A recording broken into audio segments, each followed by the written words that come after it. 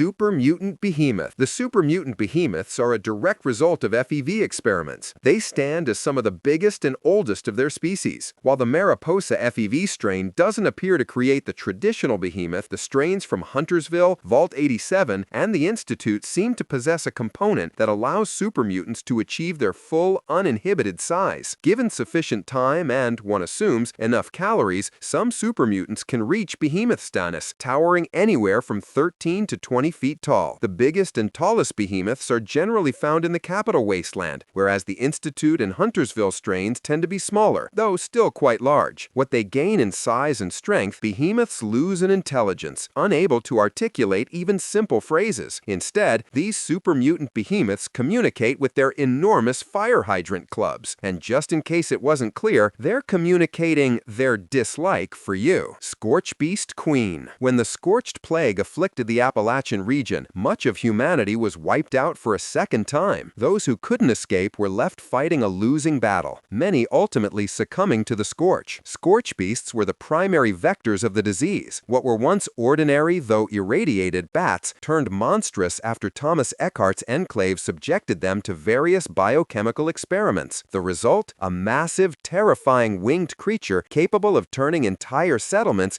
into what are essentially brainless drones. The largest of the scorch beasts is their queen, the first endgame boss of Fallout 76. Easily dwarfing every other creature in the game, the scorch beast queen is, as Ella Ames described, the apex predator of Appalachia. Exact measurements are difficult to obtain, but concept artist produced an image with a small silhouette for scale. It's definitely one of the biggest creatures in Fallout. Giant Scorpion. The largest creature on this list so far is likely the giant scorpion from the promotional comic One Man in a Crate of Puppets. As the puppet man exits the vault for the first time, opening the massive door, he is immediately confronted by a giant scorpion. The red-eyed beast is shown crushing two cars between its pincers. Estimating the beast's size is tricky, but notice the tiny silhouette in the frame? That's the puppet man. Using a highly unscientific, rough scale attempt, the scorpion appears to be about 21 puppet man figures long. If the puppet man is of average height, that would put the scorpion's length from face to the tip of its stinger at a mind-boggling 120 feet 9 inches, making it the largest creature yet. The bad news is that the comic is technically non-canon. Still, the possibility of truly massive scorpions existing out there remains. For my own peace of mind, I hope not. Frank Horrigan. Remember the point about the Mariposa FEV strain not producing a traditional super mutant behemoth? Well, the closest entity to a typical behemoth is the final boss of Fallout 2, Special Agent Frank Horrigan. Frank was exposed to the forced evolutionary virus at the Mariposa military base during a wasteland excursion. In response, the Enclave transported him to Control Station Enclave for 2 years of study. Scientists performed numerous experiments on the mutated agent. Controlled FEV injections transformed the mutant into a bigger, stronger, and faster version of any other super mutant. This, coupled with his absolute loyalty to the Enclave, made Horrigan a truly lethal threat to anyone opposing the militant group. Frank is literally described as a huge brick of a man. He's also been called a giant who probably eats people like you for breakfast. Frank Horrigan dwarfs humans, power-armored individuals, and even most super mutants. Multiple sources claim he stands 12 feet tall. While no specific in-game height is mentioned, in his encounter with Matthew, he is seen absolutely towering over the Brotherhood of Steel agent, appearing nearly twice his size, making the 12-foot estimate seem accurate. Mega Sloth. These Fallout 76 creatures are big, eh? Mega, adjective, very large, huge. It wouldn't be a list of the biggest creatures without the Mega Sloth. Although sloths aren't native to Appalachia, one millionaire's son, Isaac Garrigan, son of Vivian Garrigan of Garrigan Mining, collected a menagerie of the mammals before the Great War. Isaac preferred spending time with his pet sloths over the family business. When the bombs dropped, the sloths escaped the Garrigan estate and subsequently mutated from latent radiation. The mega sloths of Appalachia are the result. While these peaceful creatures are the enlarged form of a regular sloth, their design is inspired by the prehistoric giant ground sloths, whose fossils were first discovered in a cave in Greenbrier County, West Virginia. It's plausible that the mega sloth, being based on a prehistoric giant sloth, shares similar dimensions. The M. jeffersoni subspecies of the megalonyx sloth measured roughly 10 feet in length and weighed over 2,000 pounds. While not insanely big compared to others on this list, and likely the smallest smallest on the entire list, it's a mega sloth. It's in the name, Mirelurk Queen. Lurking in the depths of swamps and bodies of water is the magnificent matriarch of mutated crustaceans, the Mirelurk Queen. This is the second creature Fallout 4 describes in-game as a giant, the first being the behemoth. These colossal mutated deep-sea isopods pose a severe danger to any unlucky traveler. Mirelurk Queens are typically found submerged in swampy areas, such as the Murkwater construction site, Northwood Ridge Quarry, or near Vault 88's water pump. Compared to the Institute behemoths, the Mirelurk Queen is slightly taller, an estimated 15 feet tall. However, the Wasteland Warfare Mirelurk creature minis come with a scale. Doing a bit of math, if the human model is about 35 millimeters tall and the Mirelurk Queen is 120 millimeters tall and the average male height is 5'9", then the Queen would be approximately 20 feet tall. The exact size should be the least of your worries if you find yourself inadvertently stumbling into their nest. The Master was once a wasteland doctor and explorer named Richard Morrow, nearly drowned in a vat of FEV after being hit by a robotic crane. His prolonged exposure to the virus mutated him to what we now know as the Master. While the fleshy parts of the Master take over a significant portion of the Los Angeles vault, it is something more technologically advanced that gives the Master his immense size. Further experimentation allowed him to neurologically link himself to computers, granting him access to those systems' networks and databanks. Harold. Using photo editing techniques, his height from ground level is about 5 lone wanderers, or 28 feet 9 inches tall, but his roots extend beneath the ground. How deep do they go? Harold's heart is below ground, which makes one wonder, what if Harold, his roots, and his branches all share similar proportions to a human, but in tree form? If Harold's anatomy is relative to that of a normal human, it stands to reason that roughly 19 lone wanderers could fit between ground level and the bottom of Harold's roots. If this math holds, Harold has a root depth of 109 feet 3 inches. Wendigo Colossus. Earl Williams. Before the Great War, Earl was a miner at the Monongahga mine. When Hornwright Industry bought the mine in April 2075, they replaced the workers with auto-miner Protectron units. The auto-miners were so efficient that months later, in January 2076, the coal mines were completely exhausted. Several laid-off miners, including Earl, drunkenly broke into the mine to steal supplies. While they were still inside, Hornwright mining supervisor Deke Sykes sealed the mine's entrance with explosives. In the mine, Earl and the others struggled to survive. They had already lost one colleague to the blast. Stuck without food, many agreed to cannibalize their recently deceased friend. Eventually, Earl developed a desire for human flesh and began wanting to eat those who had yet to pass. When the Vault Dweller from 76 searches for Earl on behalf of his daughter Maggie, they encounter the mutated remains of the former Monongahga miner. Now a Wendigo Colossus. The Wendigo Colossus stands quite tall. A little more than 2 would put Earl at around 14 to 16 feet tall. Gojira. Imagine a Fallout New Vegas gecko, you know, the derpy fire-breathing ones, but imagine it the size of a super mutant behemoth. That's exactly what Gojira is. While not found in the game, this monstrous gecko exists within the game's files and can be spawned via console commands. Gojira has 8,000 hit points, 8 times a legendary Deathclaw, and 4 times a legendary Bloatfly. While Gojira's melee attack does a measly 25 damage, his unique fire breath weapon, Gojira Flame, deals 400 base damage plus an additional 3,200 damage per second. That DPS alone is nearly 5 times that of the CZ57 Avengers DPS. The fact that Gojira is more than 3 times the size of a normal gecko shows he belongs on this list. That's all for me today, folks. Thank you for liking, sharing, and subscribing. Have a good rest of your day.